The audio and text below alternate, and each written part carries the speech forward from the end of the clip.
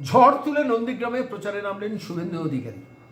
ঠিক সেই সময় যেখানে অভিষেক বন্দ্যোপাধ্যায় হেলিকপ্টারে গেলেন 132 কিলোমিটার কলকাতা থেকে নন্দীগ্রামের দূরত্ব, সেখানে হেলিকপ্টারে করে গেলেন, নেতা আসছেন, নেতা নামছেন, হেলিপ্যাড তৈরি হলো, লক্ষ লক্ষ টাকার শ্রাদ্ধ হলো, ভিড় তেমন জমল না।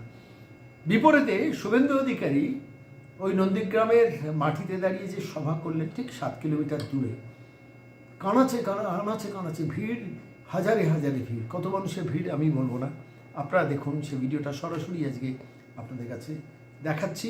নন্দীগ্রাম থেকে লাইভ শুভেন্দু কীভাবে ঝড় তুললেন, কীভাবে মানুষের মাঝে পৌঁছলেন এবং শেষ পর্যন্ত মানুষে গিয়ে বক্তৃতা করলেন, শুনুন।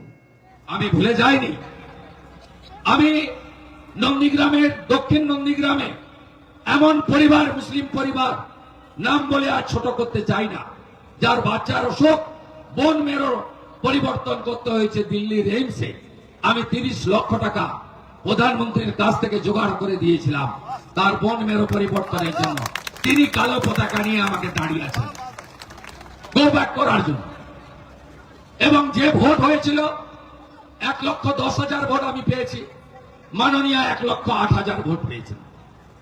আমি মাত্র 400 মুসলিমের ভোট পেয়েছিলাম, মাননীয় 64,000 মুসলমানের ভোট পেয়েছিল। মীনাক্ষী বোন মাত্র 1200 মুসলমানের ভোট পেয়েছিল।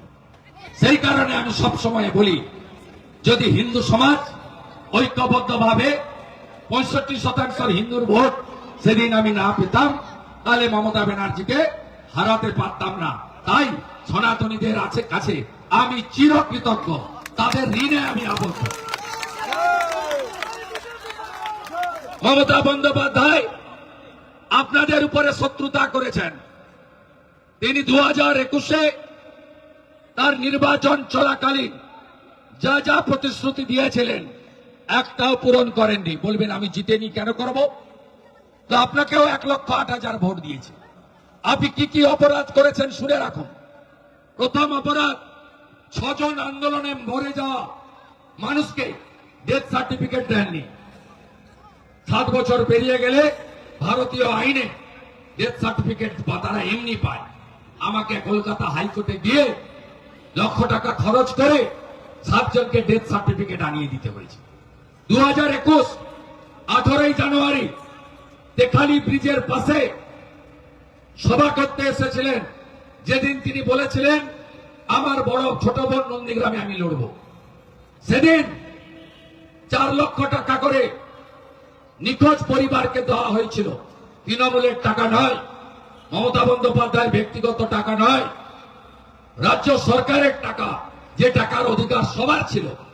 4টি শহীদ পরিবার যায়নি বলে, আমার সঙ্গে ছিল বলে, তৃণমূলের নাম লিখায়নি বলে আপনি তাদেরকে 4 লক্ষ টাকা দেননি। আমাকে 3 বছর ধরে তারা যদিও চাইনি, আমাকে 50,000 1 লাখ করে করে তাদেরকে আমি টাকা দিয়েছি, কারণ তারা আমার সাথে থাকার জন্য তাদেরকে সরকারি অর্থ থেকে শহীদ পরিবারকে বঞ্চিত করেছে। হরিপুর থেকে ধলপুকুর পেরোলেই বাম দিকে সব পাইপ পড়ে আছে, দেখবেন মোর্চা পড়ে গেছে। এত উঁচু উঁচু কোটি কোটি টাকার পাইপগুলো পাতেনি। এত বড় অপরাধ করেছে। আরে জল তো শুধু হিন্দু খেত না, মুসলমানও খেত। জল তো শুধু বিজেপি খেত না, তৃণমূল সিপিএমও খেত। তুমি মুখ্যমন্ত্রী, তুমি আজকে পাইপ পিছাতে দাওনি, যেহেতু নন্দীগ্রামে তুমি জিততে পারোনি। 2021 2রা মে নন্দীগ্রামে আমি জিতে গেছি, আপনারা আমাকে জিতিয়েছেন অল্প ভোটে। তারপরে কি কি হলো এত তাড়াতাড়ি ভুলবেন না আপনারা। 2021 3রা মে সকালবেলা গড়চক্রবেড়িয়া, হাজরাকাটা, ওসমান চক, দাউদপুর, শামসাবাদ থেকে বাইক বাহিনী বেরোলো। 150 বাইক, সঙ্গে 2 জন করে 450। প্রথম দক্ষিণ কেন্দ্রামারি 45টা হিন্দু বাড়ি পোড়ানো হলো।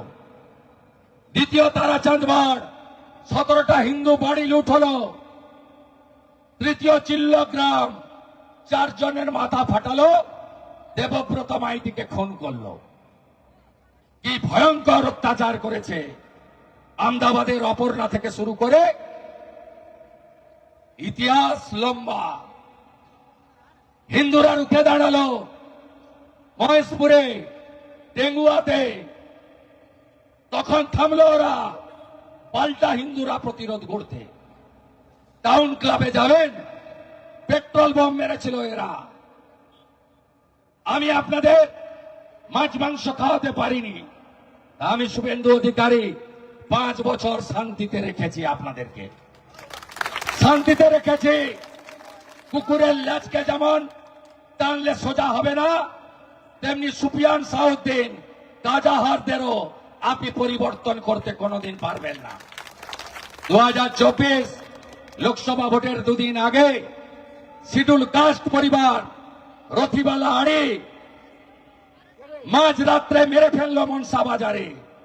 তার ছেলে মারাই গেছিল সরকারি হাসপাতাল থেকে কাঁধে করে তুলে নিয়ে কলকাতার প্রাইভেট হসপিটালে ঢুকিয়ে 2 মাস কোমাতে ছিল। আমার ব্যক্তিগতভাবে 15 লক্ষ টাকা গেছে, কিন্তু আমি বাঁচিয়ে ফিরিয়ে নিয়ে এসেছি। আমার নিজের ঢাক আমি নিজে পিটাই না, আমি শুধু মন্ডল 4-এর সব কর্মী নেতা, আমার আশীর্বাদক শুভচিন্তক, গুরুজন, বন্ধু, ভাই, বোন, দিদি, কন্যা, পুত্র, সকলের কাছে আমার একটাই কথা, আপনি কতবার গায়ের ছেলে, পান্তা খাওয়া ছেলে আমাকে হারাতে এসেছিলেন, অনেক গল্প স্বপ্ন দেখিয়ে গেছেন, পা ভাঙেনি, ভালো পায়ে ব্যান্ডেজ জড়িয়ে নাটক করেছেন, বাংলাকে টুপি পরিয়েছেন, নন্দীগ্রামের লোক টুপি পরেনি। এবারে আমি ভবানীপুরে গেছি, মোদিজি পাঠিয়েছেন, আপনারা নন্দীগ্রামের দায়িত্বটা নেবেন, আমি ভবানীপুরের দায়িত্বটা নিলাম। হয়ে গেল তো চুক্তি, হয়ে গেল ভালোবাসার চুক্তি, আত্মীয়র সঙ্গে চুক্তি। কথা কথা না ও সম্পর্কে বলাই ভালো, একদম কথা খরচ করবেন না, সবগুলোই চুনোপুটি, সব খেয়েছে হাওয়াই চুটি। আপনারা বুঝেছিলেন 21-এ, আজ বাংলা বুঝেছে। আমি আপনাদের দুটো কথা বলে যাব। এক, এবারে বিজেপি সরকার হবে। আমি আপনাদের আমার কথা রেকর্ড করে রাখুন, খুব ভালো দিন আসছে। নন্দীগ্রামের বেকার যুবকদের স্বপ্ন পূরণ হবে। নন্দীগ্রামের পরিযায়ী শ্রমিক 30,000 পরিযায়ী, 16,000 মুসলমান ছেলে, সব বিজেপি শাসিত রাজ্যে রোজগার করে। শুধু মহারাষ্ট্রে দেবেন্দ্র ফাডনবিসের রাজ্যে 3,000 মুসলমান ছেলে কাজ করে, ওখানে রোজগার করে, টাকা এনে এখানে সংসার চালায়। আপনাদের ফিরিয়ে আনার দায়িত্ব আমাদের।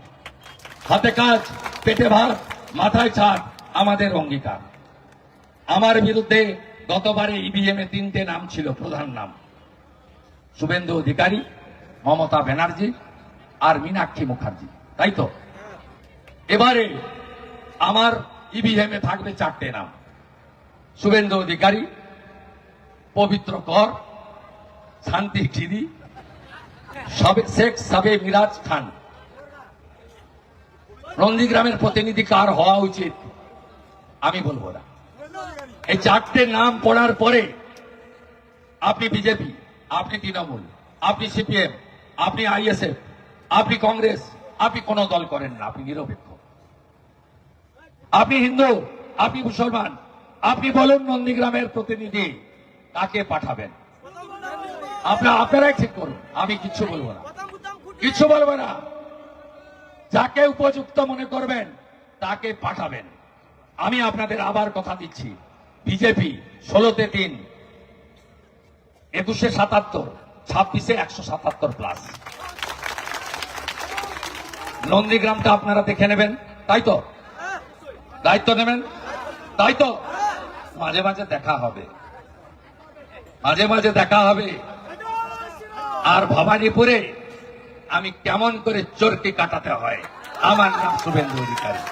মেদিনীপুরের ছেলে, 47-এ স্বাধীনতা পাইনি, 42-এই সতীশ বাবু বলে দিয়েছিল আমরা স্বাধীন তাম্রলিপ্ত সরকার মাথা নিচু করি না, ঝুঁকনে वाला नहीं है, डरने वाला नहीं है, नहीं झुकेगा, লড়ে নেব।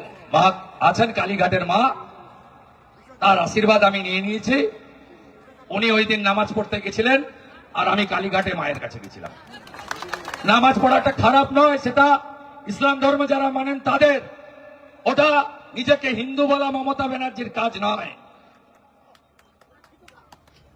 সব দেখছেন আমরা, প্রভু জগন্নাথ চোখা আঁকি সবু দেখেছি।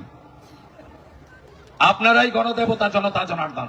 আকাশে প্রচুর মেঘ, কেউ না বলে আমাকে দিয়ে দিয়েছে, আমি বলেই যাচ্ছি। আমি তো সব জায়গায় যতটা পারি যাব।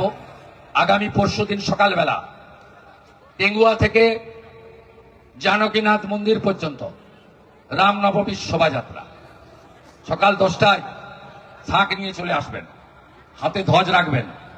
আমার সনাতনীরা আসবেন, আমার সংখ্যালঘু ভাইরা, আপনারা দূর থেকে আমাদের শুভেচ্ছা দেবেন। ওটা ধর্মীয় অনুষ্ঠান, প্রচুর সংখ্যালঘু ছেলে এসছে। কতজন এসছে দাঁড়ান তো, দাঁড়ান। কি পাল্টাবে তো?